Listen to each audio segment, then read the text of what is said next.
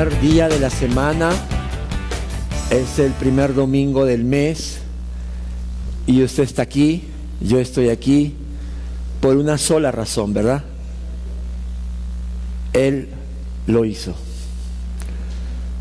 Él nos salvó. Él envió a su Hijo. Él murió. Él resucitó. Y Él viene por ti, viene por mí. Por eso estamos aquí. Y gracias a Dios por ser tú ese instrumento en tu casa. Gracias a Dios por tus fortalezas, por tus debilidades. Gracias a Dios por ser esa luz en tu familia. Anima a tu hermano que está al lado. Dile que Dios te bendiga. Salúdalo, que Dios te bendiga. Anímalo.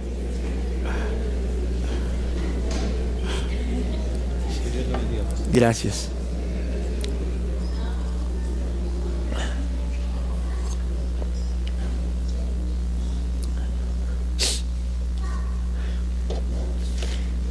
Queremos dar gracias a Dios por todos los que estamos en su gracia, ahora como parte de su familia. Si tú vienes por primera vez, queremos saludarte. Si vienes por primera vez, ¿podrías levantar tu mano, por favor? Queremos reconocer a los que vienen por primera vez. A ver, aquí no hay nadie, somos todos de la familia. Qué bueno, aquí. Muy bienvenida. A ver, los que están al lado, embajadores, por favor, salúdenla. Los que están al lado, a esa persona, Dios te bendiga.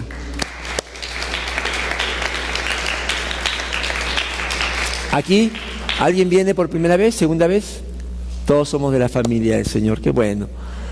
Bien, hoy día vamos a empezar una serie y bueno, les digo que esta semana para mi esposa, para mí ha sido una semana bastante atareada, preparándonos para hacer un viaje. Estamos saliendo de vacaciones a visitar a nuestra hija.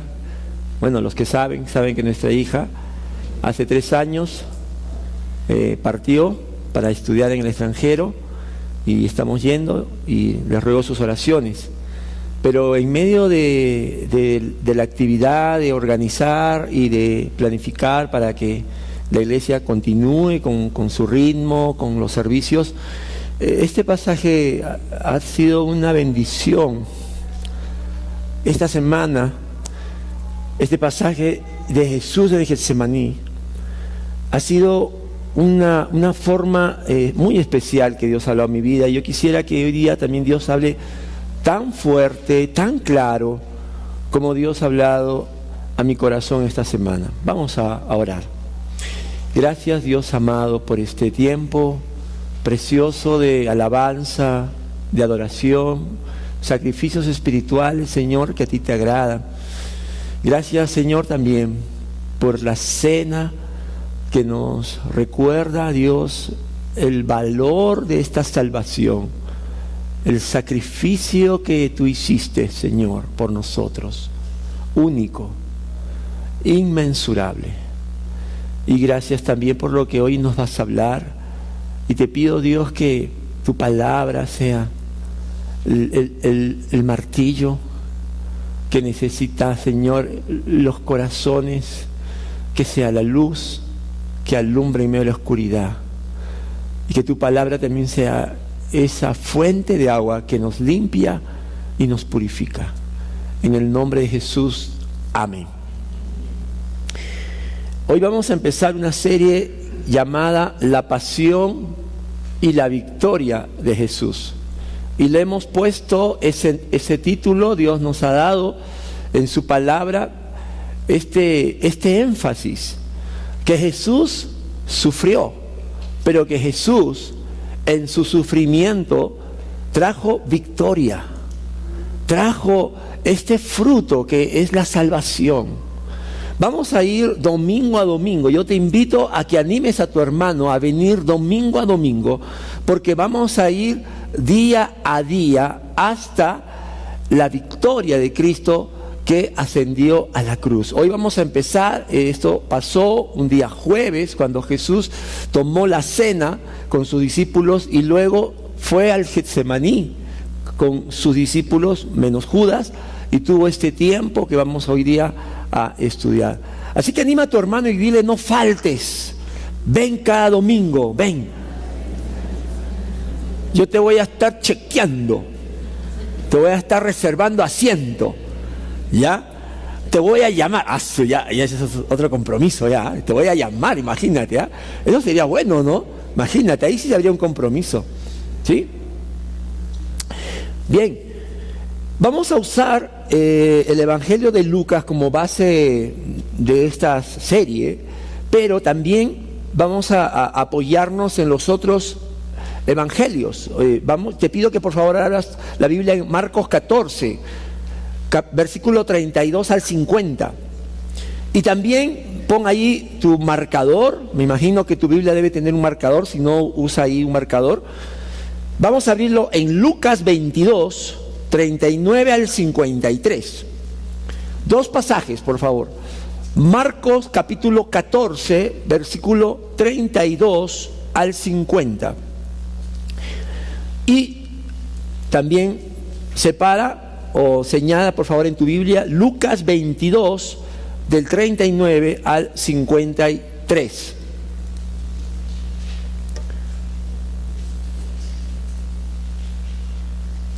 Muy bien, y también tienes tu hoja de bosquejo para que puedas seguir el tema y el mensaje que hoy Dios quiere para su iglesia.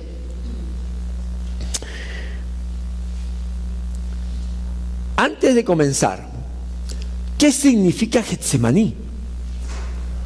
Getsemaní significa prensa de olivo o de oliva. Se supone que en este huerto de Getsemaní, donde Jesús pasó esta noche en oración, era un lugar conocido porque tenía una prensa para hacer aceite de olivo. Por eso el nombre de Getsemaní se refiere a esta prensa. ¿Dónde quedaba? Getsemaní quedaba afueras de Jerusalén, entre Jerusalén y Betania. ¿Y por qué Jesús y sus discípulos conocían este lugar? Bueno, los evangelistas nos dicen que Jesús frecuentaba este huerto. Era un lugar al cual Jesús y los 12 asistían para tener tiempos de intimidad. Una vez leí que alguien fue a Getsemaní y que en la noche aprovechó para quedarse. Ahora es un lugar, ¿no? Un lugar turístico. Pero él dice que él estuvo allí y que pasó casi como una hora y la gente en la noche no pasaba y no lo veían. O sea, era un lugar donde no podía estar a solas. Y en el tema de hoy yo quiero que veamos las dos partes de lo que es la pasión de Jesús en Getsemaní, y en la segunda parte la victoria también de Jesús en el Getsemaní. Porque tenemos una verdad principal. Por medio de su oración suplicante y reverente, Jesús se fortaleció para ofrecerse como un sacrificio santo y vicario, el único tipo de sacrificio aceptable para Dios como expiación por los pecados de todos los que ponen su confianza en Él. Jesús se fortaleció en ese huerto. Él se preparó para lo que sería la más grande victoria para la humanidad. En ese huerto, mi hermano, Él recibió esa fortaleza. ¿Cómo la recibió? Lo vamos a ver ahora. Pero Él sabía lo que significaba ir a la cruz. Y como sabía lo que significaba, lo que demandaba el sacrificio santo, vicario, que significa sustitutorio. Vicario significa que sustituye nuestro lugar. Entonces, Él se preparó. Él tomó Getsemaní como un lugar en donde, como los olivos, fue exprimido, fue afligido, angustiado. Por eso vamos a ver la primera parte de lo que es la pasión de Jesús en el Getsemaní. Y lo que nos dicen los evangelistas es que Jesús experimentó una gran agonía emocional. Marcos 14, del 32 al 34 dice: fueron a un lugar llamado Getsemaní y Jesús le dijo a sus discípulos: siéntense aquí mientras yo oro. Se llevó a Pedro, a Jacobo y a Juan y comenzó a sentir temor y tristeza.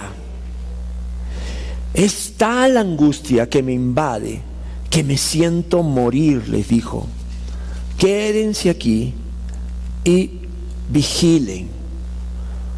Aquí el pasaje que estamos leyendo ya nos está adelantado. Jesús ha estado con los 12 discípulos.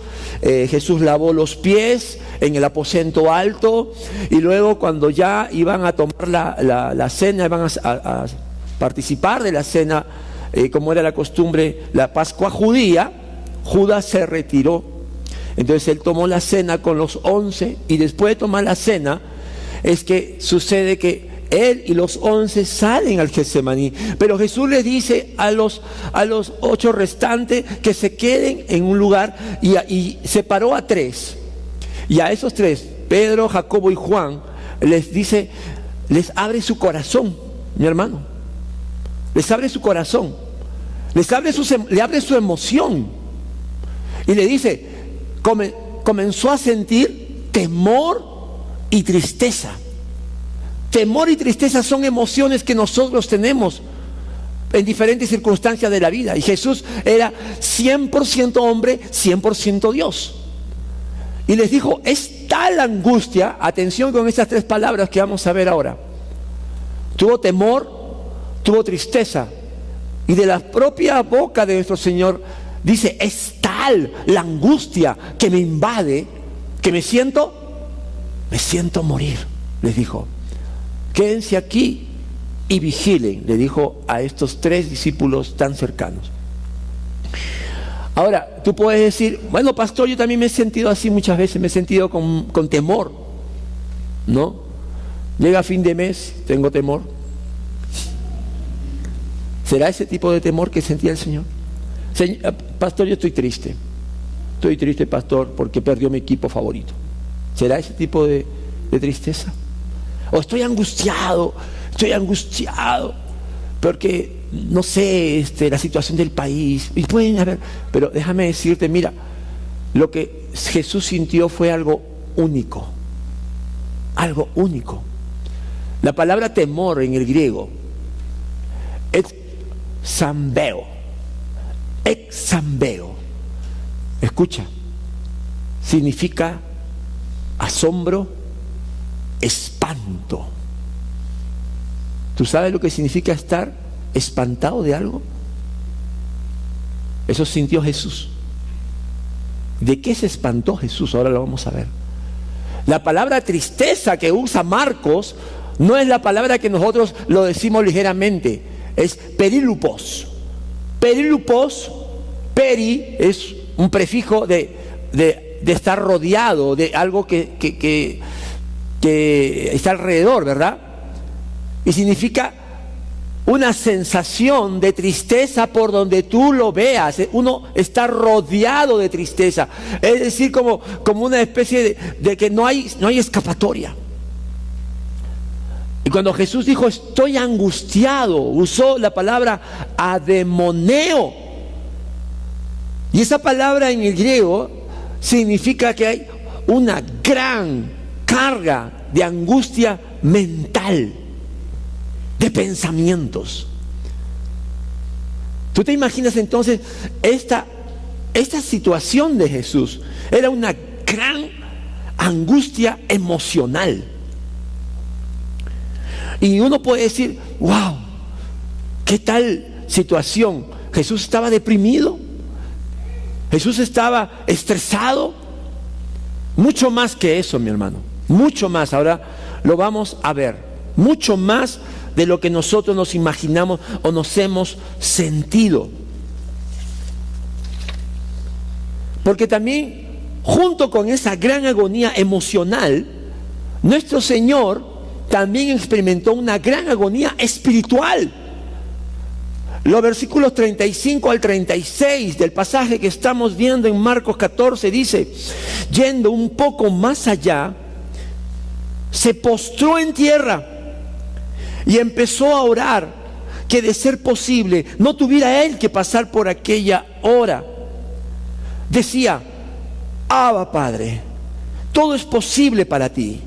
No me hagas beber este trago amargo, pero no sea lo que yo quiero, sino lo que quieres tú.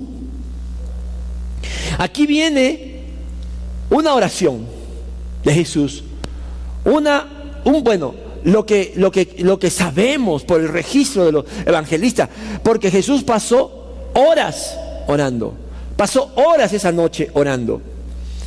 Y lo que nos cuenta el Evangelio de Marcos, lo que nos cuentan los evangelistas, es que Jesús, mira su oración. Yo le digo, a mí me gusta siempre comparar lo que dice la Biblia con lo que vemos en la televisión o lo que vemos en los cuadros. Y cuando yo veo a un Jesús como este cuadro de aquí, yo digo, aquí pasó algo, porque aquí dice que Jesús se postró en tierra. Se postró en tierra y empezó a orar. Y tú sabes que la oración es una actividad espiritual, porque la carne no ora. Y Jesús está abriendo ya no su emoción, sino que está hablando con su Padre. Su espíritu está conectado, siempre lo estuvo. Cuando él estuvo frente a la tumba de Lázaro, él dijo: Padre, yo sé que tú siempre me oyes. Es decir, él decía: Señor, Padre, yo sé que tú y yo estamos siempre unidos en un mismo espíritu. Pero mira lo que dice: Abba, Padre, que era la forma más íntima que podía hablar alguien con Dios. Los judíos no decían Abba, Padre. Esto solamente lo empezó a decir Jesús, y a raíz de eso es que Pablo dice que nosotros también, y el Espíritu dice que nuestro espíritu clama: Abba, Padre. Intimidad. Todo es posible para ti. No me hagas beber este trago amargo, pero no sea lo que yo quiero, sino lo que quieres tú. ¿A qué se refería Jesucristo con el trago amargo? O como dice la Reina Valera, que pase de él esta copa, que pase de él esta copa. ¿Qué copa era la que no quería beber Jesús? Era la copa de la ira de Dios. Jesús está usando un lenguaje apocalíptico. Los profetas usaban el término de la copa de Dios o de la copa de la ira de Dios para hablar del temible juicio de Dios contra los pecadores, contra las naciones paganas, contra todos los que se le rebelaban. Por ejemplo, en Jeremías 25:15, es un ejemplo porque los profetas que han usado este simbolismo son varios. Habacuc, por ejemplo. David escribió un salmo escribiendo sobre la copa de la ira de Dios. Y otros más. Jeremías dijo: el Señor, el Dios de Israel, me dijo: toma de mi mano esta copa del vino de mi ira y dásela beber a todas las naciones a las que yo envíe. La copa del vino de la ira de Dios significaba el juicio temible y final sobre los pecadores. También tenemos otro ejemplo en Apocalipsis. El apóstol Juan, el último libro de la Biblia, él escribió en el capítulo 14, versículo 10: beberá también el vino del furor de Dios, que en la copa de su ira está puro, no diluido. Será atormentado con fuego y azufre en presencia de los santos ángeles y del Cordero. Y ese pasaje está hablando en el contexto de todos los que adoran a la bestia. Todos los que, ahí, si usted lee el capítulo 14, empieza hablando de los que no doblaron sus rodillas y permanecieron fieles a Dios, que es la iglesia del Señor. Pero también advierte y dice, pero hubo una gran parte, casi toda la humanidad, que sí adoró a la bestia, y ellos beberán ese vino del furor de Dios, que en la copa de su ira está puro, no diluido. Entonces, ¿sabe qué decirle? ¿Qué podemos decir cuando hablamos de que Jesús tuvo ese temor, esa tristeza, esa angustia, ese espanto? Que Jesús estaba teniendo un temor santo ante el juicio que vendría por llevar nuestros pecados. Y cuando yo leía, yo decía, ¿cuánto tengo yo que aprender de Jesucristo? ¿Cuánto tengo yo que mirar a Jesús y decir realmente que poco temo yo al pecado? Que poco temo yo al Dios Santo, que hemos tenido todo un mes para recordar quién es ese Dios Santo. Yo le decía, Señor, de verdad que cuando leí este pasaje decía, si el propio Hijo de Dios decía, Padre, yo no quiero que tú me castigues de esa manera, porque tu ira, Señor, es algo insostenible. Jesús está hablando como un ser humano como tú y yo. ¿Cuánto más yo? Y mira, yo te dije que estoy leyendo un libro de cita de los puritanos. Te voy a leer lo que escribió Thomas Manton. Cuando vemos el pecado a través de los lentes de Satanás y la nube de nuestras propias pasiones y afectos carnales, no hacemos nada al respecto. Pero mediante las agonías de Cristo y en los dolores y sufrimientos de su cruz, podemos ver lo abominable del pecado, de modo que éste nos resulta más odioso. Solemos considerar el pecado a la ligera, pero para Cristo no resultó un asunto liviano que expiar.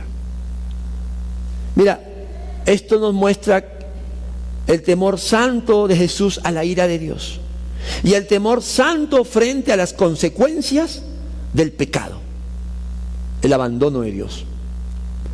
Jesús sabía que en el momento que Él se ponga en nuestro lugar, en ese momento la ira de Dios caería sobre Él y caería la ira de todos nuestros pecados que cometimos, que cometeremos también. Sería la ira sobre todas nuestras mentiras, sobre todas nuestras murmuraciones, nuestros chismes. Sería la ira de Dios sobre Jesús, de todos nuestros malos pensamientos, de todas nuestras iniquidades. Y Él sabía que la consecuencia más terrible sería estar apartado de Dios. ¿Se acuerda una de las palabras de Jesús, de las últimas? Padre, ¿por qué me has abandonado?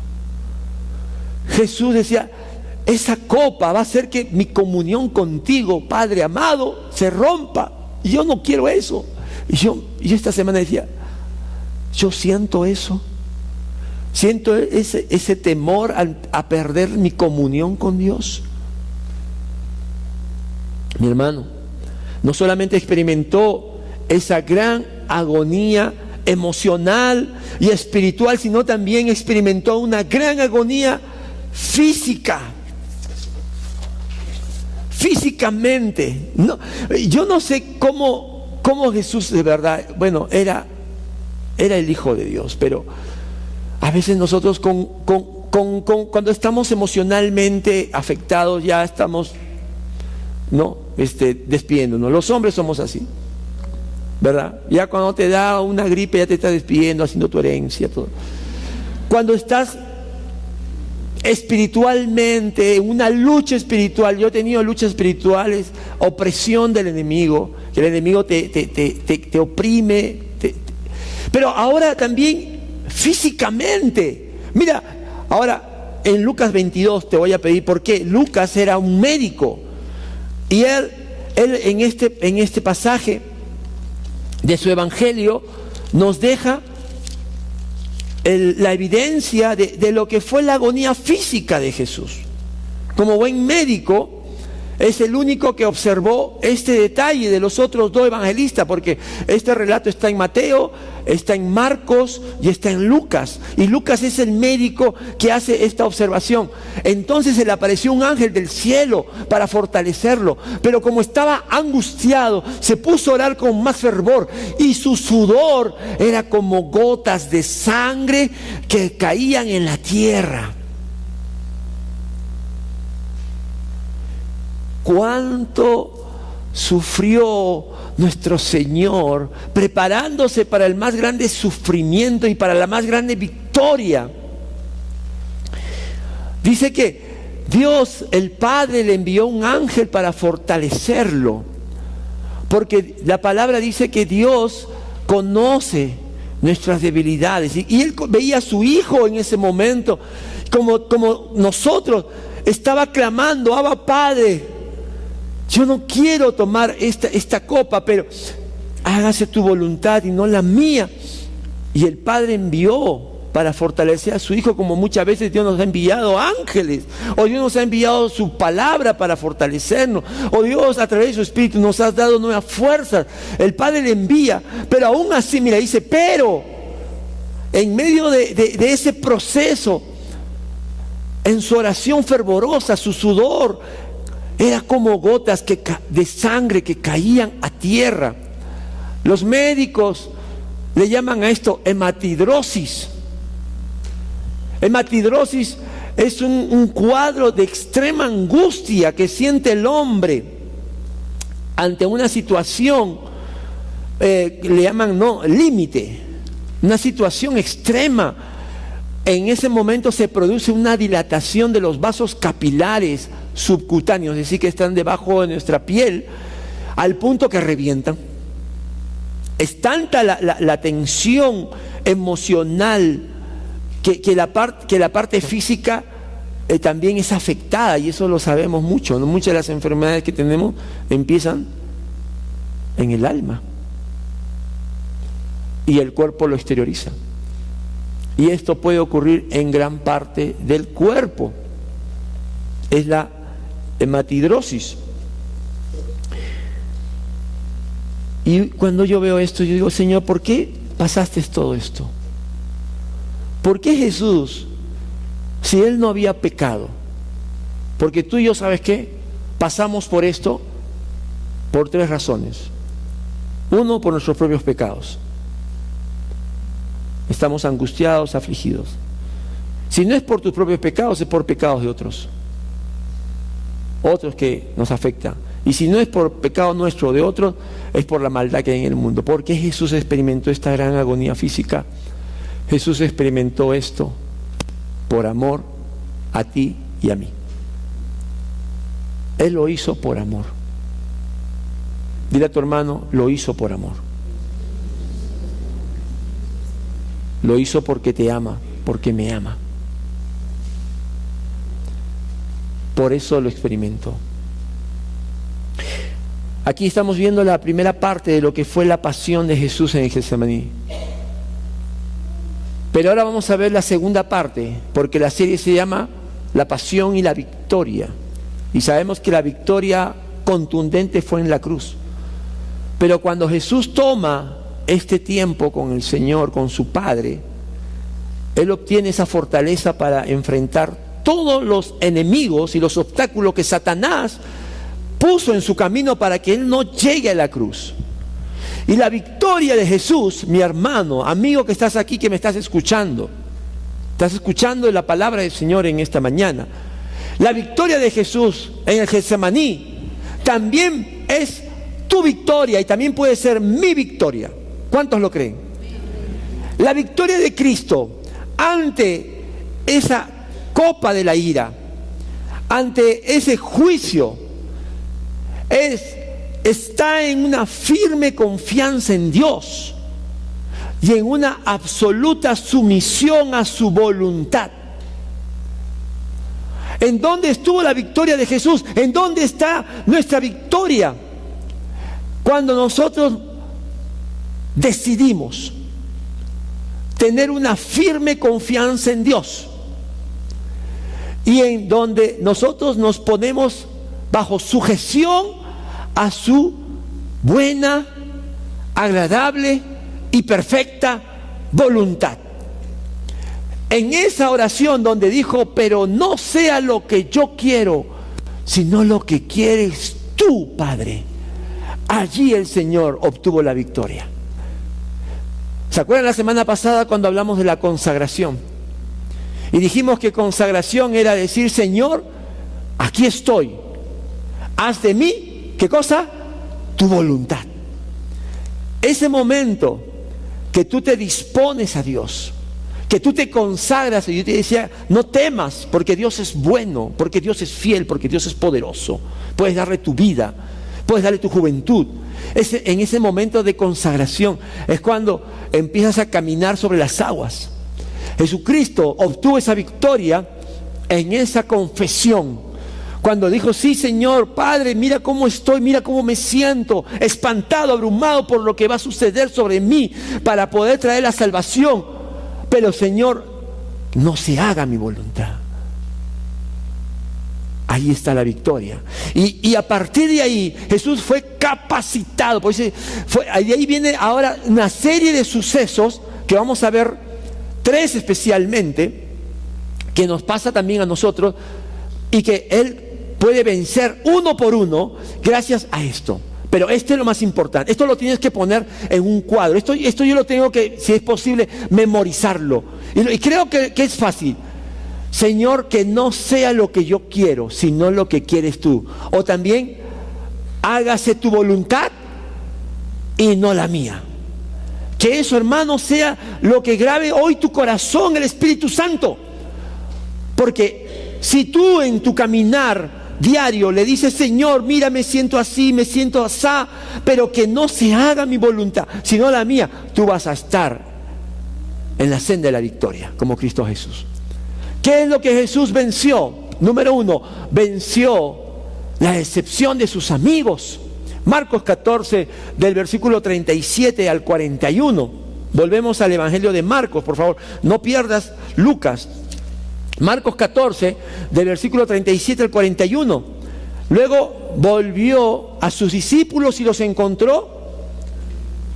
Jesús les dijo que se queden allí esperándole, ¿verdad? No les dice que oren, pero se entiende que deben orar por él porque le abrió su corazón. Cuando alguien te abre tu corazón y te dice, estoy angustiado hasta la muerte, tú le dices, ah, qué pena. No. Tú le dices, mínimo, ¿no? Quiero orar por ti. Pero se encontró dormido. Y mira, le llama Simón. A mí me encanta cuando Jesús habla con su discípulo, porque cada palabra tiene una intención. Cuando Sebastián, mi hijo, o Lorena, estamos hablando y estamos jugando y todo lo demás, yo les digo por sus apelativos. Pero cuando se pasan de la raya, porque los dos se pasan de la raya, yo tengo un nombre especial para ellos. Que yo le digo, Sebastián, y me dice, ya, ¿qué pasó? ¿Qué hice? ¿No? O le digo, Lorena, ya no le trato con cariño. Ahí ese Simón es serio, es serio. Es un nombre arameo, Simón. ¿Estás dormido? ¿No pudiste mantenerte despierto ni una hora? Vigilen y oren para que no caigan en tentación. El espíritu está dispuesto, pero el cuerpo es débil. Una vez más se retiró e hizo la misma oración. Sigo leyendo. Cuando volvió, los encontró dormidos otra vez, porque se les cerraban los ojos de sueño. No sabían qué decirle. Al volver por tercera vez, por eso te digo, Jesús pasó horas orando. Les dijo, siguen durmiendo y descansando, se acabó, ha llegado la hora. Miren, el Hijo del Hombre va a ser entregado en manos de pecadores. Humanamente, tú y yo estamos pasando el momento más difícil de nuestra vida. Abres tu corazón a tus seres queridos, a tus amigos o a tu líder y ni siquiera oran por ti. Te sientes decepcionado. Tú dices, ¿qué fue? ¿Dónde está mi familia espiritual? ¿Dónde está mi esposo? ¿Dónde está mi esposa? ¿Dónde están mis hijos? Esa es una decepción que podemos pasar y pasamos en todo momento. Pero mira la respuesta de Jesús, la victoria de Jesús. Jesús no los acusa, no descarga sobre ellos, porque a veces nosotros en nuestra decepción los hacemos a nuestros seres queridos, los hacemos culpables de lo que no son. Jesús no los reprocha, Jesús no los acusa, tampoco se victimiza. ¿Cuál es la victoria de Jesús en la cruz? Jesús comprendía la naturaleza débil de sus discípulos y les exhortó a vencerla con oración y disciplina. ¡Qué maravilla! ¿Qué hace nuestro Señor? Ha obtenido una gran victoria al decir, Padre, hágase tu voluntad, no la mía. Por lo tanto, su mente está capacitada, su corazón, su alma, sus emociones, su espíritu está fortalecido. Y cuando ve a una persona que le decepciona, Él entiende. Eso pasa porque es humano. Qué gran lección, ¿verdad? Cuando alguien nos decepciona, nos decimos, ¿cómo pudiste hacer eso? Y la Biblia dice, el que quiere estar firme, mire que no caiga. Tú también pudiste haber fallado. Y es más, no solamente comprende su condición, porque le dice, la carne es débil, el espíritu está dispuesto, pero el cuerpo es débil. No solamente entiende la naturaleza humana, sino que también les anima. Exhortar significa anima. Les anima cómo vencerla, porque cuando Él resucite y ellos van a tomar la posta en el evangelismo, Él sabía que iban a necesitar de esta clave de orar y de ser disciplinado. Años después, esto quedó marcado en la vida del apóstol Pedro, porque ¿a quién de los tres, a quién le dio la exhortación Jesús? A Pedro. Eran tres, ¿no? Pero como Pedro, Señor, ¿por qué me dices a mí solo? ¿Por qué no le dices a los demás? ¿Por qué te la agarras conmigo, Señor? No, a veces nos ponemos en ese plan.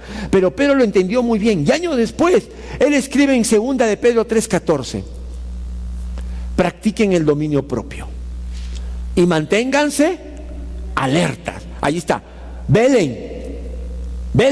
Su enemigo, el diablo, ronda como león rugiente, buscando a quién devorar. A Pedro lo entendió. Dijo, Señor, ya lo capté. Y lo enseñaba. Practiquen el dominio propio. Hermanos, cada día tenemos que estar orando. Tenemos que estar batallando contra esta naturaleza que todavía lucha para sujetarse a la obediencia de Cristo. Cada día estamos luchando contra esta sociedad que nos quiere amoldar, como veíamos. Y Jesús, ¿se acuerdan que vimos la semana pasada? El apóstol Pablo dice, no se amolden a este mundo. Cada día estamos luchando para no ser los que más nos parezcamos al mundo, sino más a Cristo. Y Satanás está buscando a quién devorar. ¿Y a quién busca? Dice, no, este está orando, este está ayunando, ni hablar. No, ni hablar, porque yo me voy contra este me dice, en el nombre de Jesús, fuera. Me va a resistir. Pero si ve a uno que está deshojando margaritas, ay, Señor, no sé si te amo, no te amo. Señor, ¿te obedezco? No te obedezco. Acá tengo mi desayuno, acá tengo mi almuerzo. Qué rico. ¿Por qué? Porque no está velando. Dile a tu hermano, vela y ora. Dile, vela y ora. Vela, hermano, vela. Por eso nosotros como iglesia, cuando hacemos ayuno, tú tienes que decir, ya, soy el primero, mi hermano. La semana pasada, ¿ayunamos o no? Tiempo precioso. Segunda victoria de Jesús ante la traición. Vamos a Lucas 22, 47 y 48. Dice, todavía estaba hablando Jesús cuando se apareció una turba y al frente iba uno de los 12, el que se llamaba Judas, ahí está el traidor. Este se acercó a Jesús para besarlo, pero Jesús le preguntó, Judas, ¿con un beso traicionas al Hijo del Hombre?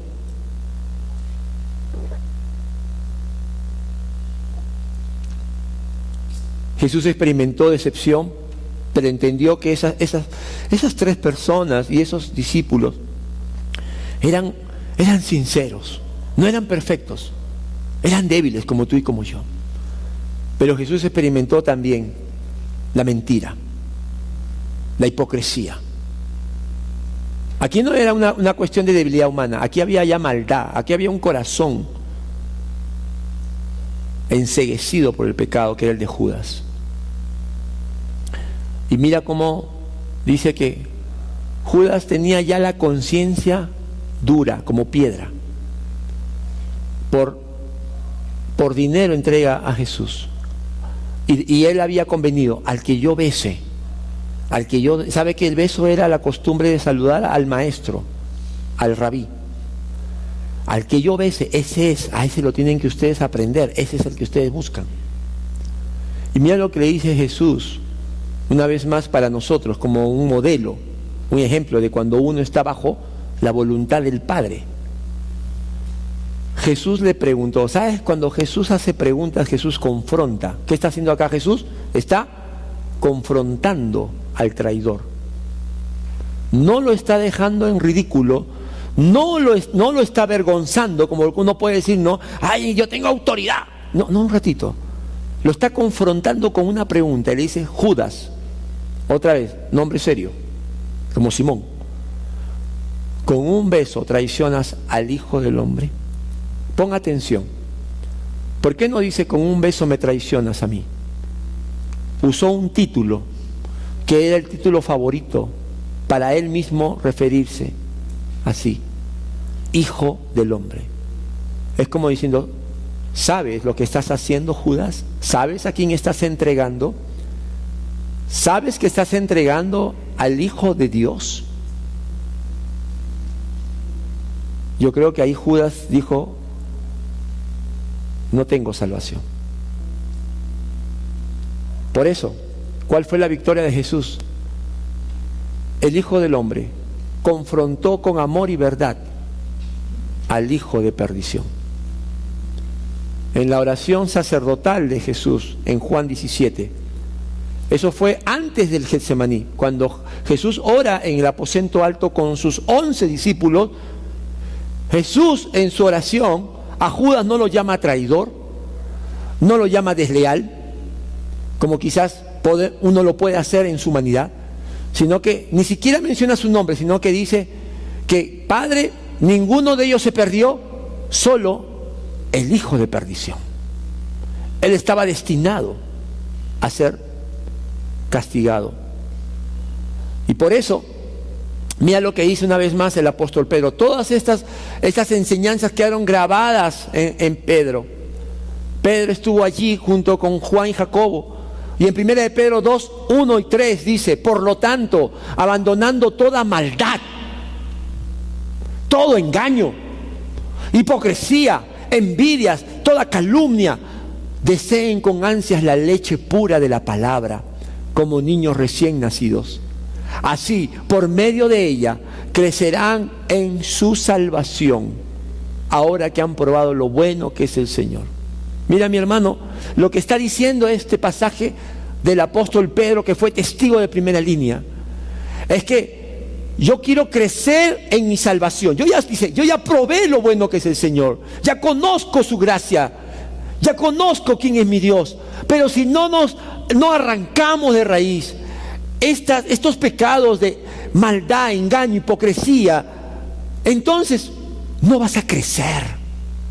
Escuchas la palabra, entra por aquí y sale por acá. Estudias cursos, pero como en tu corazón no hay sinceridad. ¿Te acuerdas la semana pasada que vimos una iglesia consagrada? ¿Qué era lo primero? A ver, examen. Gracias, aprobada. Tiene usted una salida con el profesor. Una iglesia consagrada, lo primero que nos decía la Biblia, ama la verdad. Dice, dejando de mentir. Esta es una advertencia para nosotros mismos. Otra vez el Señor nos está diciendo, por algo el Señor nos dice, como decía Simón, como decía Judas, nos dice, iglesia, ¿amas la verdad? Iglesia, ¿eres sincero con el que está sentado a tu lado? ¿O le das un beso de Judas? Tercera y última victoria, para terminar. La victoria ante la violencia y la maldad de sus enemigos. Vamos a Lucas 22, 49 al 53. Los discípulos que lo rodeaban, al darse cuenta de lo que pasaba, dijeron, Señor, ¿atacamos con la espada? Y uno de ellos hirió al siervo del sumo sacerdote, cortándole la oreja derecha. Mira, y sabemos quién fue, ¿no? ¿Quién fue? Simón. Así, su nombre serio, Simón. Señor, ¿atacamos con la espada? Jesús no dijo, dale, no dijo, hace ratazo, no dijo nada. Él, Señor, atacamos, y en su miedo, mira la diferencia entre el que tuvo temor pero buscó al Padre. Este tuvo miedo y dijo, acá nos van a matar, así que yo no me contesta nada, yo agarro y hago mi propia justicia. Y le cortó, dice, la oreja. Le sacó la oreja al siervo del sumo sacerdote. Déjenlos, ordenó Jesús. Entonces le tocó la oreja al hombre. ¿Y qué hizo? Lo sanó. Lo sanó. A ese que vino a apresarlo como un ladrón. Luego dijo a los jefes de los sacerdotes, a los capitanes del templo y a los ancianos que habían venido a prenderle: ¿acaso soy un bandido para que vengan contra mí con espada y palos? ¿Tú sabes a Jesús cómo lo estaban tratando? Lo estaban tratando como un bandido, un malhechor cualquiera. Cuando venía la guardia con espada y palos, era por dos razones. O era un gran y un malhechor peligrosísimo, ¿no? De esos que ponían ahí su afiche y recompensa, ¿te imaginas? ¿Ok? O eran los enemigos de Roma, los famosos celotes. Y a Jesús Jesús dice: yo soy un bandido para que vengan así, con estas armas. Todos los días estaba con ustedes en el templo y no se atrevieron a ponerme las manos encima, pero ya ha llegado la hora de ustedes, cuando reinan las tinieblas. ¿Te das cuenta? Las tinieblas ahí es un sinónimo de la violencia y la maldad que él tuvo que enfrentar. ¿Cómo lo venció Jesús? Los bendijo. Le puso la oreja nuevamente. Fue un milagro. Jesús hizo un milagro. Mira, lo están apresando como un bandido, y Jesús, ¿qué hace? Hace un milagro. Mira el modelo que tenemos de fe en Jesús. Y una vez más Pedro, que estaba ahí, creo yo, en su corazón grabando las palabras de Jesús, va a decir en 1 Pedro 3:9: no devuelvas mal por mal, ni insulto por insulto. Más bien, ¿qué debes hacer? ¿Qué debo hacer? Debemos bendecir. Mira a tu hermano, bendice. Bendice. Dice, porque para esto fueron llamados, para heredar una bendición. Fuimos llamados para bendecir. Esta semana Dios quiere que tú seas de bendición, pero no a tu mejor hijo, el que te trae las notas, o el que te da tanta alegría. Bendice al Arcadio. Bendice al que te hace doler la cabeza, al que te saca canas blancas, al que te saca arruguitas. A ese bendícelo. Y por eso, mi hermano, terminamos con dos conclusiones que están unidas. Antes de ir a la cruz para recibir todo el castigo por nuestros pecados, está en tu hojita, Jesús preparó su alma, su espíritu y su cuerpo en oración, ruegos y súplicas, con gran clamor y lágrimas y temor reverente, para obedecer la voluntad de su Padre. Ahí en Hebreos 5, 7 al 8 dice: en los días de su vida mortal, Jesús ofreció oraciones y súplicas con fuerte clamor y lágrimas al que podía salvarlo de la muerte, y fue escuchado por su reverente sumisión. Aunque era hijo, mediante el sufrimiento aprendió a obedecer, y consumada su perfección, llegó a ser autor de salvación eterna para todos los que lo obedecen. Tú tienes que recordar que el Señor quiere consagración total. Tú debes decirle: Señor, hoy me entrego a ti en cuerpo, en alma y en espíritu, como el Señor. Y segundo, como discípulo de Jesús, los creyentes también necesitamos velar y orar para enfrentar los distintos obstáculos que se presentarán futuro en nuestro camino de fe y obediencia a nuestro Dios. ¿Sabe cuál es el ejemplo sencillo, pero el ejemplo tan valioso de nuestro Señor? Que nuestro Señor no oró cuando estaba en la cruz crucificado. Dijo: Señor, ¿qué hago aquí? Yo soy tu hijo, ¿por qué me clavas? No, el problema es que nosotros, cuando estamos en ese calvario, cuando ya estamos, como se dice, sufriendo las consecuencias, ahí nos ponemos a doblar rodillas. Ayúdame, Señor. Claro. No, tú tienes que orar antes, tú tienes que orar en Getsemaní. Dile a tu hermano: tienes que orar en Getsemaní. Tienes que orar antes que venga la hora oscura. ¿Me entiende? Y ahí es cuando el Señor te va a fortalecer. Ahí es cuando te va a disciplinar. Te va a llamar por tu nombre. Te va a decir Simón. Pero te va a fortalecer.